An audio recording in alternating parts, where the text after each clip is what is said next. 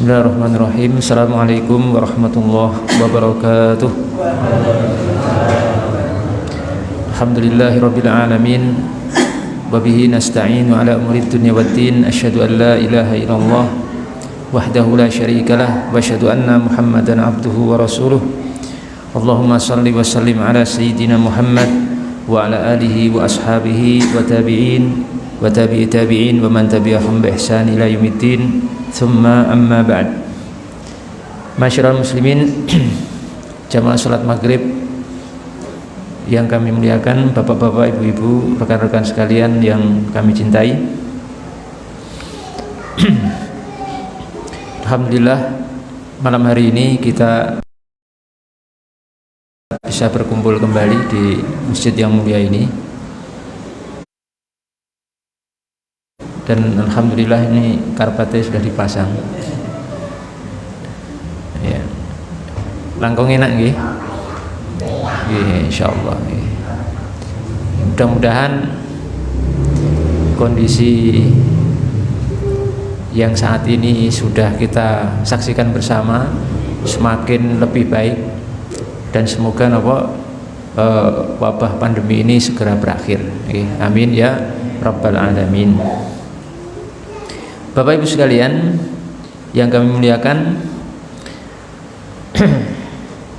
malam hari ini kami akan sedikit masih melanjutkan pembahasan pada pertemuan yang lalu, pekan lalu, tentang masalah wudhu ya, karena wudhu termasuk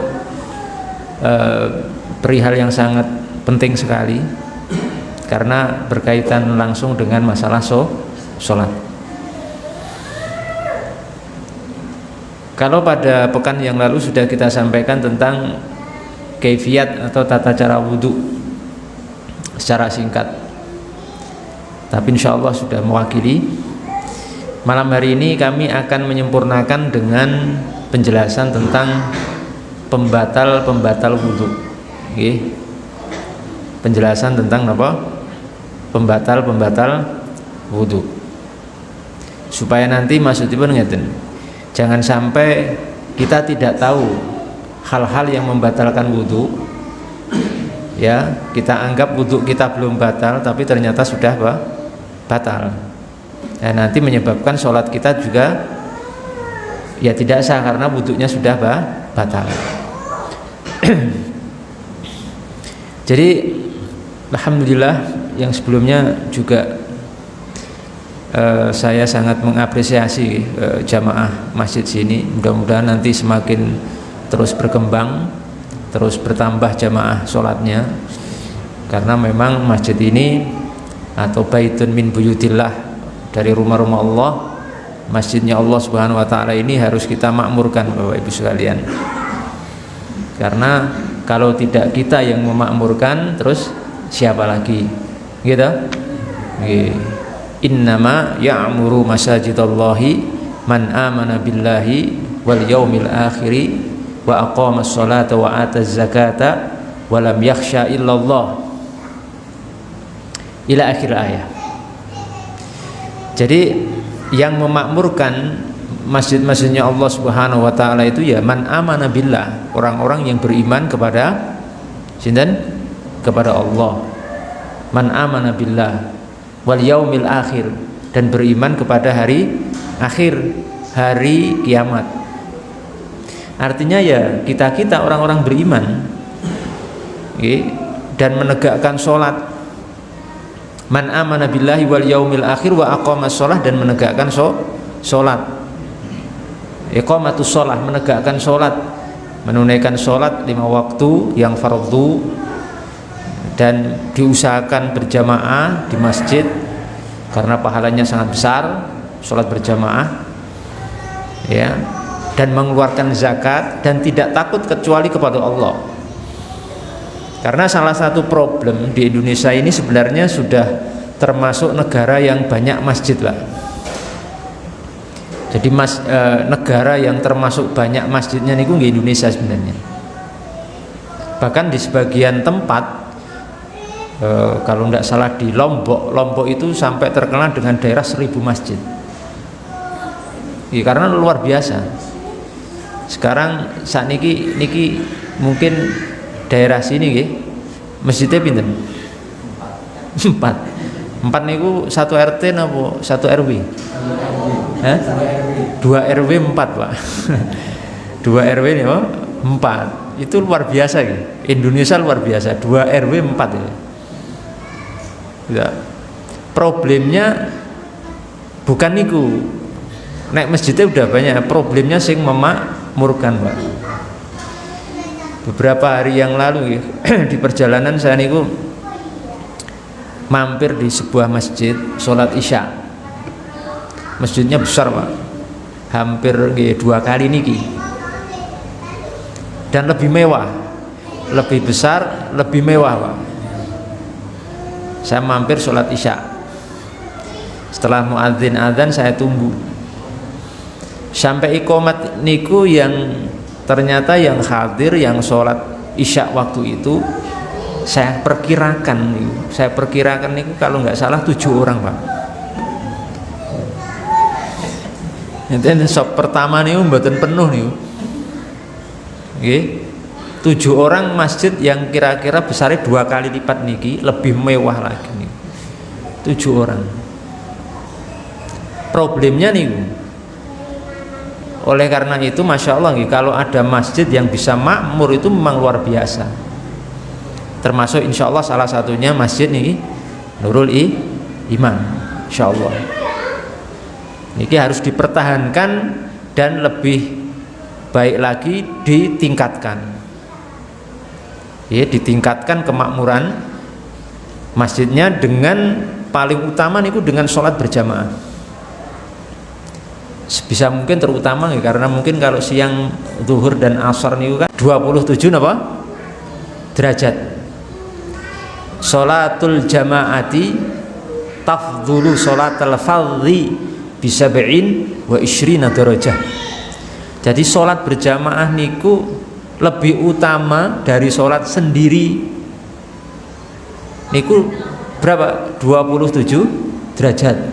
Jadi kalau panjenengan sholat fardu di rumah sendiri piyambakan niku pahalanya 1 derajat. Tapi kalau kita berjamaah pahalanya pinten? 27 derajat. Masya Allah. Mudah-mudahan nanti suatu waktu ajeng kula bahas masalah sholat berjamaah, tentang keutamaan-keutamaannya, tentang hal-hal yang berkaitan dengan hukum-hukumnya. Insya Allah nanti lain waktu. Sini kita lanjutkan dulu masalah pembatal wudhu dulu Pak. Sebelum saya sampaikan ngeten nggih. Jadi pembatal wudhu ini kan masalah fikih nggih. Mungkin ada khilafiyah Pak, ada beda pendapat di antara sebagian ulama. Terus nanti sebagian saya sisipkan supaya panjenengan nggak kaget. Jadi memang nek masalah fikih niku ndak bisa 100% kita sama niku mboten mungkin. Sampai kiamat nih. Tetap mboten mungkin. Karena itu masalah apa? Khilafiyah. Dan menurut Imam Nawawi khilafiyah niku adalah rahmah. Jadi khilafiyah yang ada di antara umat Muhammad, Nabi Muhammad SAW niku apa? Rahmatun, rahmat. Tidak tercela.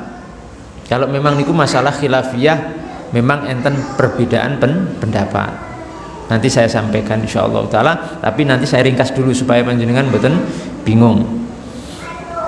Ada sebuah hadis yang menyebutkan ikhtilafu ummati rahmatun. Perbedaan pendapat di kalangan umat niku rahmat. Rahmatnya Allah, kasih sayang Allah Subhanahu wa taala. Walaupun hadisnya niki dhaif, tapi secara makna sahih. Pembatal wudhu niku ada 5 menurut buku yang saya baca, yang saya bawa niki. Jadi kita ngikuti buku niki. Nanti kalau ada perbedaan pendapat saya sampaikan sedikit supaya lebih wawasan kita lebih luas gitu. Betul, nanti tidak kaget gitu.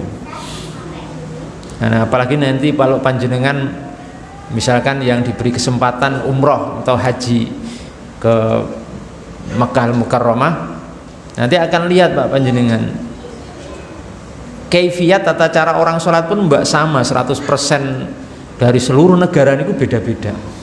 Tapi mereka akan sepakat dalam hal-hal yang memang sepakat. Sholat maghrib pinten rakaat? 3. Niku sepakat. Sholat isya pinten? 4 rakaat, sama sepakat. Tapi nanti dalam tata cara itu mungkin ada sedikit apa? Perbedaan.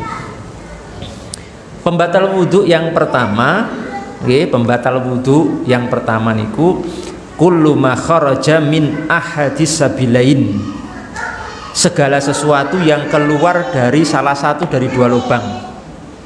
Maaf nggih, lubang dubur kalih lubang napa? Kubul. Dubur niku maaf tempat keluarnya kalau kita napa? Buang hajat, atau maaf bahasanya agak kasarnya napa? BAB. Ibu-ibu mudeng mboten BAB? Napa? Nah, gini ku bahasanya niku. Buang air besar nek Jawa ning ngising ngene. Jadi dubur kalih kubul. Kubul niku maaf kemaluan. Jadi sesuatu yang keluar dari dubur dan kubul, dubur dan kemaluan niku membatalkan wudhu. Yang keluar dari kubul dan dubur niku napa? Bisa berupa min baulin, air kencing, bisa kencing. Jadi panjenengan misalkan sudah wudhu kemudian kencing, wudhunya apa? Batal. Wudhunya batal, Pak. Atau au ghaitin. Ghait niku nggih tadi BAB tadi. BAB niku membatalkan apa? Wudhu. Ya. Aurihin berupa angin. Keluar angin istilahnya apa? Kentut. Jadi kalau panjenengan kentut wudu'en apa? Batal, karena niku keluar dari dua lubang, salah satu dari dua lubang. Kalau kentut dari dubur. Kentut namanya niku membatalkan wudu. Ada satu pembahasan di kalangan ulama para fuqaha niku. Bagaimana kalau maaf anginnya keluarnya dari kubul, dari kemaluan? Mungkin terjadi, karena saya lihat di kitab-kitab klasik para ulama niku dibahas, Pak. Bagaimana kalau anginnya keluarnya bukan dari dubur tapi dari kemaluan? Apakah membatalkan wudhu? Jawabnya membatalkan wudhu.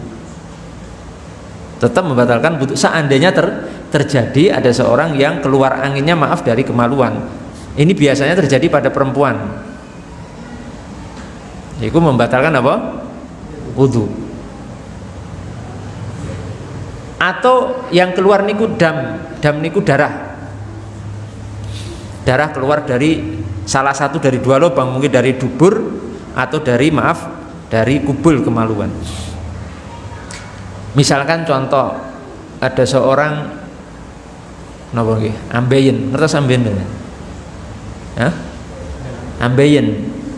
Misalkan keluar dari dubur darah, keluar dari dubur niku keluar darah, niku membatalkan apa?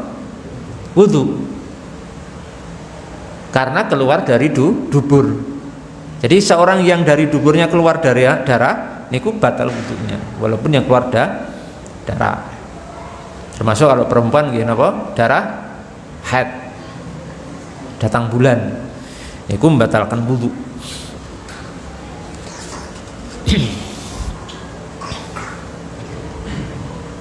Dasaripun ayat dalam surah An-Nisa, surah An-Nisa ayat 43, Allah Ta'ala berfirman, a'udzubillahi minasyaitonirrajim, au jaa ahadum minkum minal ghait, atau salah satu di antara kalian niku datang dari ghait. Ghait niku tempat buang hajat.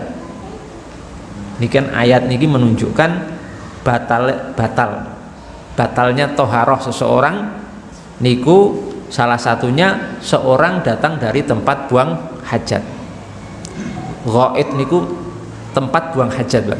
Tempat buang hajat niku kalau tidak hajat besar napa? Hajat kecil. Hajat besar nggih BAB tadi. Nek hajat kecil napa? Kencing. Ayat niku surah An-Nisa ayat 43. Kalau kentut Nggih, kentut niku dasarnya hadis dalam Sahih Bukhari Muslim dari sahabat Abu Hurairah. Nabi SAW bersabda, la yaqbalullahu sholata ahadikum idza ahdath hatta yatawadda. Allah tidak akan menerima sholat salah satu di antara kalian apabila berhadas sampai dia berwudu. Kemudian ada seorang laki-laki dari Hadramaut. Hadramaut itu sebuah daerah di Yaman. Kalau panjenengan ke sana nanti bisa mampir ke Hadramaut. Oke, di Hadramaut. Saya dulu punya banyak teman dari Hadharim. Hadharim itu istilah untuk orang-orang dari Hadramaut. Ya. Orang Yaman tuh bagus-bagus, Pak. Salut. Orangnya, akhlaknya luar biasa. Orang Yaman. Orang Yaman itu misalkan ada permasalahan, salah paham apa mungkin pertikaian gitu, pertukuan keras apapun niku setelah didamaikan, damai niku langsung sudah selesai. Beda dengan orang Indonesia. Indonesia itu kalau ada masalah niku sampai dibawa mati. Permusuhane dendame niku sampai napa? Mati. Niki nggak boleh sebenarnya. Nah, orang Yaman itu tidak seperti itu. Selesai ya selesai sudah, seperti tidak ada apa-apa. Karena kalau pernah mendamaikan teman dari Sumatera Barat, Pesaman Sumatera Barat itu ada masalah dengan salah seorang teman juga dari Yaman. Cuma masalah tangga rumah. Tidak tahu awalnya permasalahan apa, intinya terjadi apa? Percekcokan. Kita damaikan, boleh setelah damai sudah selesai. Yang Yaman niki ya Pak, santri Yaman itu mengundang makan langsung orang yang bermusuhan dengan dia beberapa menit yang lalu nih. Itu langsung diundang makan, sudah rangkul-rangkulan biasa. Nek mriki saged to. Wes pokoke. Nah, ini harus kita rubah. Jadi waktu Nabi SAW menyebutkan hadis niki, ada seorang laki-laki dari Hadramaut Yaman bertanya kepada sinten, kepada Abu Hurairah, karena yang meriwayatkan hadis niki Abu Hurairah radhiyallahu taala anhu. Pertanyaannya, mal hadatsu ya Abu Hurairah? Hadas itu apa wahai Abu Hurairah?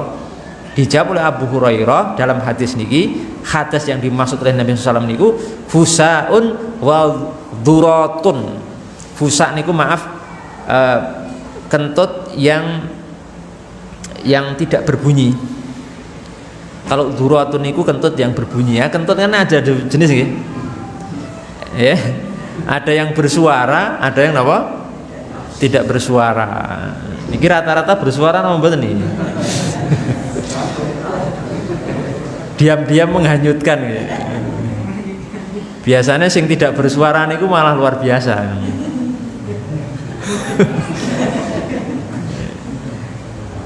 Fusa namanya, kalau tidak bersuara fusaun. Durat niku yang bersuara. Nah, hadis ini menunjukkan bahwa hadas, seorang berhadas itu salah satunya disebabkan oleh kentut. Kalau panjenengan kentut niku namanya jenengan apa? Berhadas. Cara mensucikannya dengan wudu. Makanya wudu niku batal kalau kita kentut, karena kentut niku hadas. Kita berhadas gitu. Bisa dipahami nih jamaah sekalian? Niki pembatal pertama ya.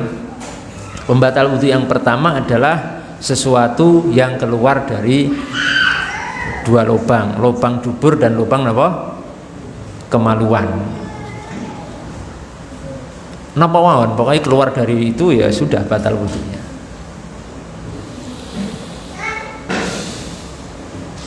Nomor 2, pembatal wudu yang kedua adalah an-naumu ghairu mutamakkin. Tidur yang saya bahasakan supaya mudah mohon, karena keterangan kalau menurut ahli fikih ini agak bulat. Saya bahasakan itu. Tidur dalam posisi berbaring. Perhatian nggih, tidur dalam posisi apa? Berbaring. Jadi kalau panjenengan tidur nggih tidur, paham nggih? Tidur maksudnya nggih tidur sudah paham. Memang benar tidur loh. Bukan hanya layah-layah loh. Kalau layah-layah kan belum tidur nih. Misalkan berbaring tapi mboten tidur, cuma layah-layah. Misalnya kadang masih matanya masih napa? Terbuka, cuma setengah tidur, masih santai, masih sadar. Ah niku belum tidur. Niki yang membatalkan wudu tidur bener tidur. Tapi tidurnya napa terlentang berbaring. Niku membatalkan wudu.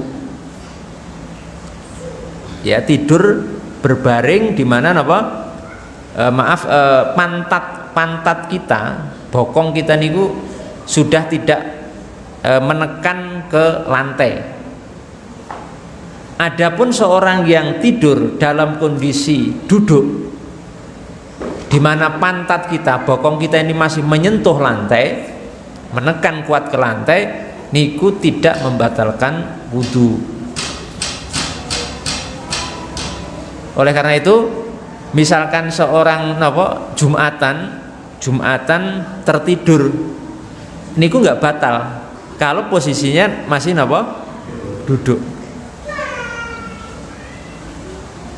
Tapi kalau misalkan pas duduk niku pun terjatuh sampai guling gitu ya, niku batal.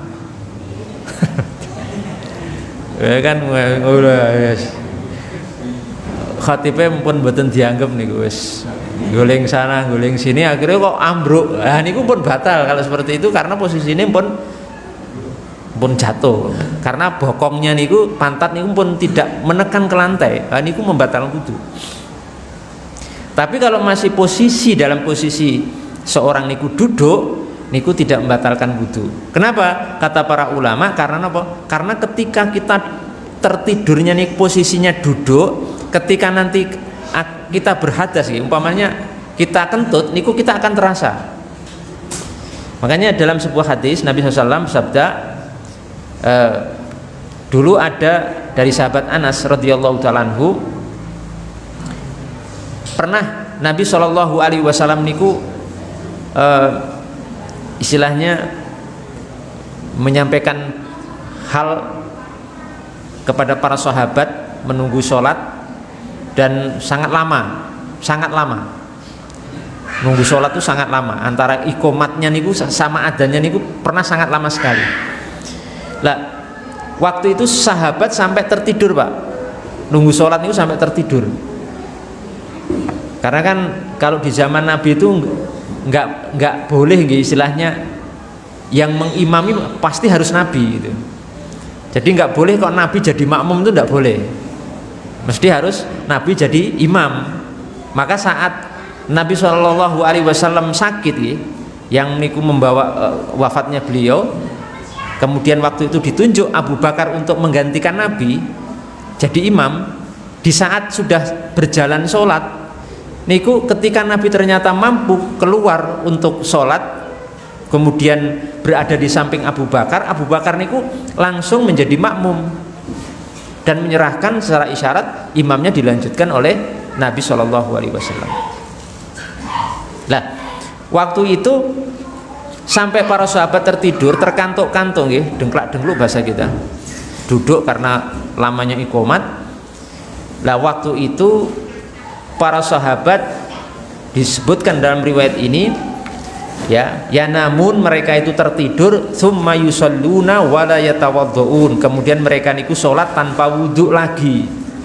Kenapa? Karena tidurnya duduk. Tapi kalau sudah tidurnya berbaring, jatuh berbaring dan seterusnya, niku membatalkan wudhu. Paham ya? Tapi misalkan Bapak Ibu sekalian, kalau kita pas Jumatan, posisi kita misalkan pas duduk tertidur, itu lebih utama untuk wudhu, walaupun tidak batal tapi dianjurkan untuk berwudhu, berwudhu. Kemudian pembatal wudhu yang nomor 3 pembatal wudhu yang nomor 3 niku zawalul akli, hilangnya akal disekrin dengan karena mabuk, au ikmain karena pingsan, au marodin atau karena sakit. atau junun, stres. Jadi ketika seorang misalkan pun wudu tapi dia pingsan. Nah setelah siuman, setelah sadar kembali niku otomatis wudunya napa? Batal, harus wudu lagi. Jadi ada seorang udah wudu kok pingsan, maka wudunya batal. Ketika nanti sudah sadar harus wudu kembali. Atau seorang yang sudah wudu dia gila. Gilanya niku temporer, beberapa jam gila, setelahnya terus sadar lagi misalkan. Lah pas sadar niku wudunya udah batal, niku harus wudu kembali. Harus wudu kembali. Atau mabuk. Wah ini ya unik ya. Wong mabuk wudu sih ini. Ajeng mabuk wudu. Seperti misalkan ada seorang mau maling wudu ya. Ya ini ya mungkin terjadi karena niku napa hukum ya. Mungkin saja niku terjadi. Jadi niku batal wudunya ketika akalnya niku hilang dengan sebab niku mungkin karena mabuk, mungkin karena pingsan, mungkin karena sakit atau gila niku membatalkan wudu. Kemudian yang keempat, pembatal wudu yang keempat adalah napa? Masul fard, menyentuh, memegang, tepatnya memegang atau menyentuh kemaluan atau dubur, baik milik sendiri atau milik orang lain. Jadi panjenengan kalau sudah wudu terus menyentuh kemaluan dengan tangan niki, dengan epek-epek niki, telapak tangan niki, menyentuh itu batal wudu, Pak. Menyentuh dengan tangan pas sudah wudu itu membatalkan wudu, baik kemaluan apa dubur. Dasarnya apa? Hadis Nabi SAW, "Man massa dzakara falyatawaddo." Siapa yang menyentuh kemaluannya hendaknya dia berwudu. Hendaknya dia berwudu. Jadi ketika kita menyentuh kemaluan itu membatalkan wudu. Nah, dubur niku dikiaskan, Pak. Dikiaskan ke kemaluan. Kalau dalil secara khusus tidak ada. Siapa yang menyentuh dubur batal wudunya tidak ada, tapi dikiaskan ke ke kemaluan. Man massa dzakara fal yatawaddo. Jadi menyentuh kemaluan itu membatalkan wudu, tapi dengan niki ya epek niki, telapak tangan. Atau mungkin tepatnya memegang gitu. Kalau kita menyentuh dengan sikut, menyentuh kemaluan dengan sikut tidak membatalkan wudu. Karena yang batal niku dengan epek-epek niki, telapak tangan bagian dalam. Niki maksudnya mas. Karena dalilnya niku pakai kata massa. Niku maksudnya dengan ini.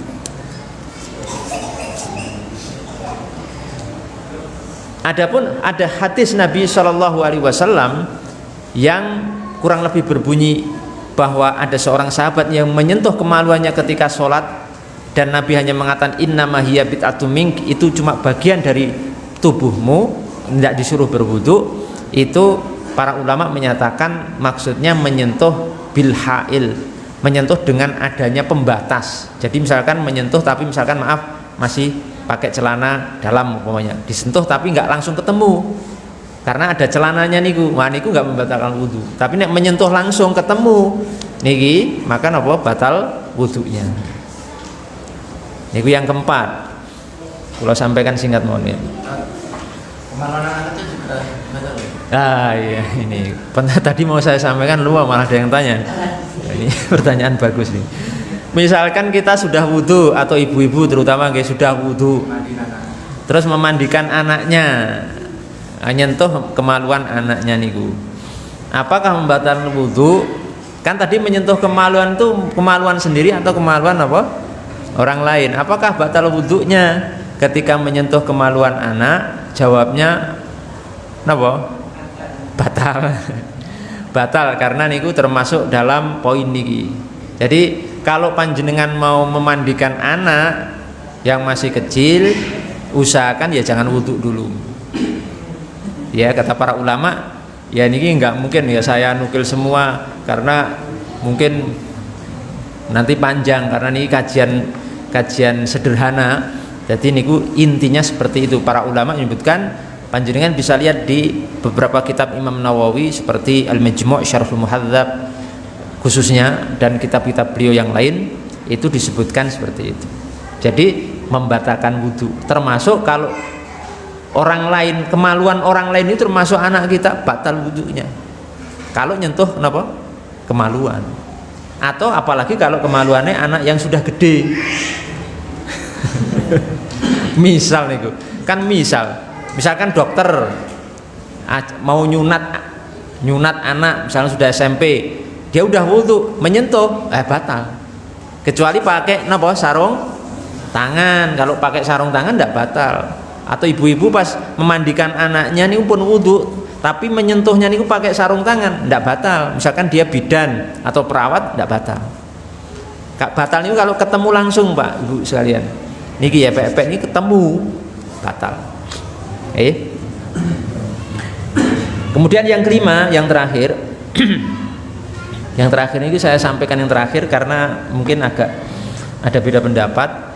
Yang kelima yang membatalkan wudu niku adalah menyentuh, laki-laki menyentuh wanita ya, atau bertemunya kulit laki-laki dengan kulit perempuan ajnabiyah,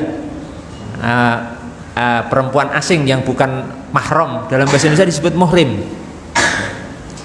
Jadi kalau kita sudah wudu, kulit kita ketemu dengan perempuan, nyentuh dengan kulitnya perempuan, misalkan saya sudah wudu tapi saya sentuhan dengan kulitnya perempuan yang bukan muhrim saya. Sebenarnya bahasanya bukan muhrim, Pak, sebenarnya yang tepat mahram, tapi di Indonesia ini udah susah, ya muhrim. Itu bukan muhrim saya ya, sebenarnya ini keliru. Kayak ini istilah muhrim niku untuk orang ihram ya, tapi sudah terlanjur jadi muhrim, padahal sebenarnya mahram.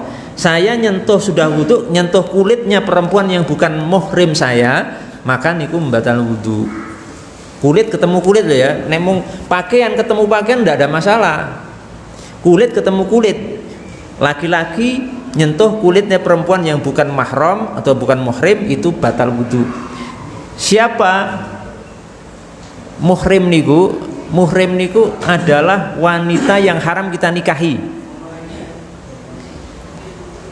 Kalau wanita niku muhrim kita, enggak batal. Muhrim niku wanita yang haram kita nikahi. Ibu kita, hurrimat alaikum ummahatukum, diharamkan kalian menikahi ibu-ibu kalian. Ibu kita niku muhrim kita, Pak. Jadi kalau kita wudu nyentuh kulit ibu kita enggak batal. Hurrimat alaikum ummahatukum wa banatukum, anak perempuan kita. Anak perempuan kita niku haram kita nikahi, niku muhrim kita. Makanya sentuhan boten batal. Ya, hurrimat alaikum ummahatukum wa banatukum wa banatul akhi. Banatul akhi itu anak perempuannya saudara laki-laki kita. Namanya napa? Keponakan perempuan. Nah, ini nyentuh boten batal karena itu muhrim kita. Tapi nek orang lain yang bukan muhrim niku batal. Jenengan misalkan menyentuh tetangga bukan muhrim, ya sentuhan batal. Lah niki dalilnya adalah surah An-Nisa, Pak. Disebutkan Allah Ta'ala berfirman, a'udzubillahi minasyaitonirrajim, aula mastumun nisa, atau menyentuh perempuan. Ini menurut Imam Syafi'i niku maksudnya nggih kulit ketemu kulit. Saya sampaikan niki pendapat beliau. Ulama lain mengatakan tidak batal kecuali dengan syahwat. Kalau ada syahwatnya baru batal. Kalau tidak ada syahwatnya tidak batal. Dan niki saya kasih wawasan mawon supaya ya monggo kalau misalkan saya ikut pendapat yang tidak batal juga boleh. Saya mengikuti yang pendapat batal juga boleh. Ada keluasan mohon masalah fikih ini memang masalah khilafiyah. Kalau nyentuh istri batal mboten? Nyentuh istri? Ulang pun wudu nyentuh istri batal mboten? Menurut pendapat Imam Syafi'i. Batal mboten? Loh, Batal betul? Batal Pak. Menurut kaidah Imam Syafi'i niku batal. Karena istri niku bukan mahram, bukan muhrim Pak. Makanya jenengan nikahi boleh. Loh, muhrim tadi kan wanita yang nggak boleh kita nikahi toh? Nggih napa mboten? Nggih. Lah, istri kan kita nikahi boleh. Berarti bukan apa? Bukan muhrim tapi istri. Jenenge nggih istri, bukan senes muhrim. Nggih istri kita. Muhrim niku ya ibu kita, anak perempuan kita, ponakan perempuan kita, dan niku muhrim. Nek istri niku sebenarnya bukan muhrim tapi istri ya istri. Makanya ketika menurut pendapat Imam Syafi'i niku batal menyentuh istri ini. Tapi menurut ulama lain tidak batal. Ya monggo santai mawon. Gua saya sing ikut sing batal monggo. Saya enggak ikut sing enggak batal saja ya monggo.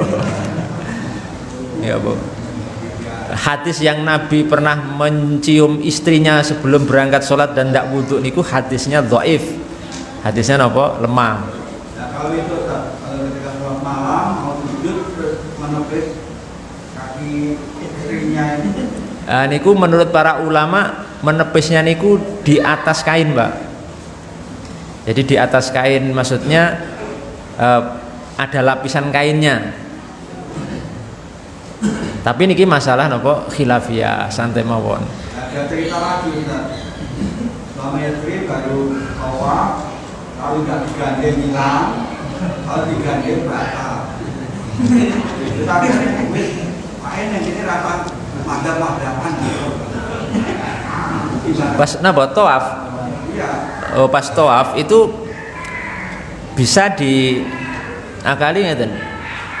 Pakai kaos tangan.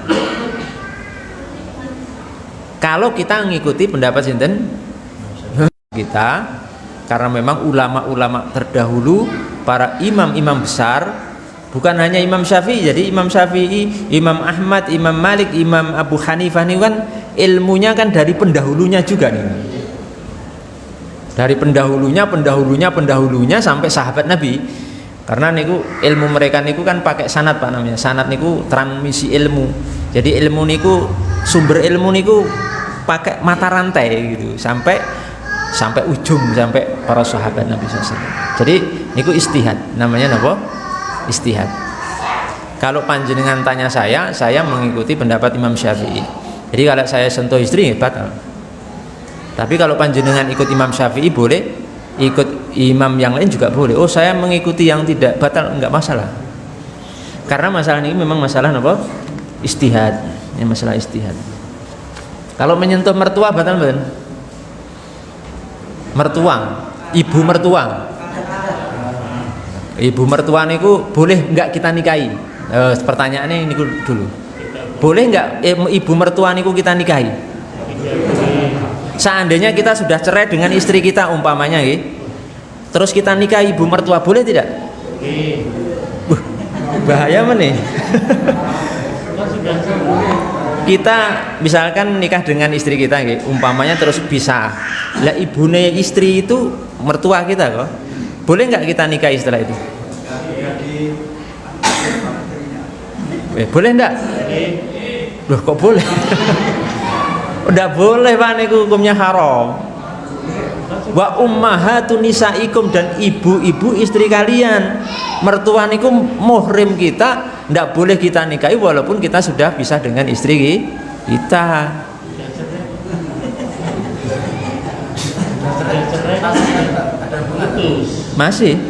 Masih karena itu selamanya takbid niku selamanya.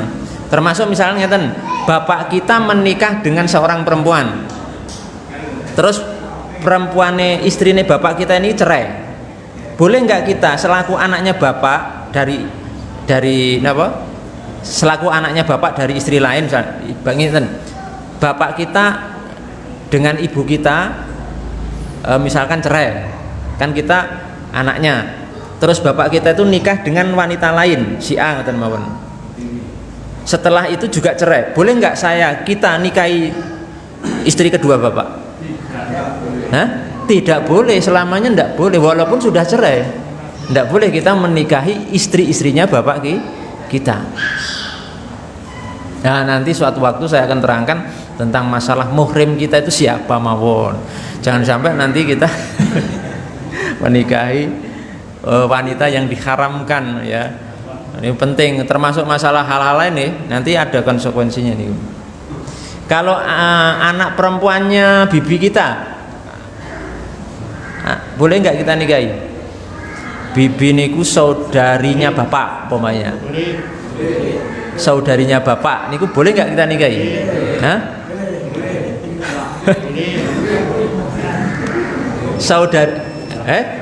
Boleh betul? Hah? Boleh. Jadi namanya nama niku nek wong Jawa. Sepupu niku bukan mahram kita. Boleh kita nikahi anak perempuan bibi niku, boleh untuk kita nikahi. Nek bibinya boleh nggak kita menikahi bibi kita? Hah? Boleh nggak kita menikahi bibi kita? Nggak boleh, haram, karena niku termasuk muhrim kita, Pak. Makanya boleh kita salaman, boleh berduaan, karena itu mahram, bibi kita niku mahram kita. Tapi anak perempuan ini bukan mahram, boleh kita menikah. Dulu ada teman saya niku menikahi juga ngeten. Jadi menikahi anak perempuan bibi. Sebenarnya niku nek menurut orang Jawa nggih kurang elok. Ya ada pemahaman ngeten, kurang elok. Jadi menikahi anak bibi niku kurang elok. Tapi ya secara syariat boleh. Tapi nek saya boleh usul, kalau bisa cari yang lain. Ampun nikahi anak bibi. Niku pengen nek ada masalah biasanya malah itu yang jauh. Sebagian ulama malah ngeten, Pak. Kalau mau menikahi perempuan itu yang napa secara nasab jauh sekalian, jangan sing masih berbau-bau agak dekat dengan persaudaraan kekerabatan niku. Nek bisa nggih wong liya sisan ngoten. Niku lebih bagus sebagian ulama. Saya dulu nggih kok orang Jawa kok nggih rada agak nyirik gitu. Apa ada keterangan ulama? Saya cari dulu ternyata ada ya. Kalau bisa jangan. Tapi boleh, ini boleh loh nggih. Menikahi anak bibi niku boleh, tapi sebisa mungkin jangan cari yang lain maksudnya. Kalau tapi mau nikah niku nggih boleh. Tapi lebih baik cari yang sekalian jauh. Mboten mambu-mambu. Ya niku. Nah, niku benten wae. Sing penting kan nggih, warisane. Boleh nggih wong niku nggih. Kita diperbolehkan juga kok niku menikahi karena napa? Karena harta. Kan perempuan niku dinikahi karena napa? 4 perkara. Tungkahul mar'atu li arba. Wanita itu dinikahi karena 4 perkara. Yang pertama karena cantiknya. Nek iso niku golek bojo niku sing ayu. Nek iso nganggo banget. Ayu banget. Nomor kalih napa? 5 liha ya sugih, ayu banget ya sugih banget. Gitu. Ayu sugih. Nomor 3 napa? Linasabiha. Nasab niku keturunane ningrat nek iso. Anak presiden ya semonggo anak gubernur. Nomor 4 niku yang terakhir walidiniha, dan karena napa agama. Yen saged menikahi niku yang ideale nggih niki jenengan nek golek sing 4 niki enten kabeh. Ya ayu, ya sugih, ya keturunannya orang terhormat, ya napa agamane bagus. Ya, iku tidak dilarang, Pak, tidak dilarang. Wes monggo mawon wong niku nabi, hadis nabi niku nggih. Terkumpul niku kan nggih bagus. Misalnya kula jenengan kok kurang nggih termasuk wong rada miskin lah. Entuk bojo sing sugih kan nggih. Nah, nanti ada napa? Ada saling bisa menolong ya, saling bisa menguatkan ya. Lebih banyak kita yang dikuatkan oleh istri kita. Ini tidak apa-apa. Nabi niku menikahi sinten? Khadijah. Nabi niku termasuk miskin. Khadijah niku saudagar kaya raya, dinikahi oleh Nabi Shallallahu Alaihi Wasallam. Jadi tidak ada masalah. Mungkin ini nggih ingkang saged saya sampaikan pada kesempatan malam hari ini. Mohon maaf kalau ada kekurangan. Mungkin lain waktu nanti akan saya sampaikan kalau ya bisa nanti memungkinkan saya akan sampaikan hal yang masih berkaitan dengan ini atau mungkin tema lain ya. Mungkin tentang masalah mandi ataupun yang lainnya, atau nanti kita lihat nanti yang saya tuh pengennya menyampaikan hukum-hukum agama niku yang mudah diterima oleh masyarakat. Terus yang paling penting niku pengamalan, Pak. Jadi ilmu niku yang penting napa pengamalannya. Makanya kula mukadimah menyampaikan apa? Mari kita makmurkan masjid. Kita penuhi masjid-masjid Allah Subhanahu wa taala dengan paling tidak sholat berjamaah, yang kedua dengan majelis taklim seperti ini. Insya Allah barokah hidup kita, maka itu bisa menjadi apa? Bekal kita setelah kita meninggal wafat untuk bertemu Allah Subhanahu wa taala. Ilmune daki-daki tapi mboten diamalke nggih napa? Ngamplang. Teorine ngerti ning salate misalnya enggak jamaah itu kan malah kurang bagus. Demikian, mohon maaf kalau ada kekurangan. Wabillahi taufik wal hidayah. Wassalamualaikum warahmatullahi wabarakatuh.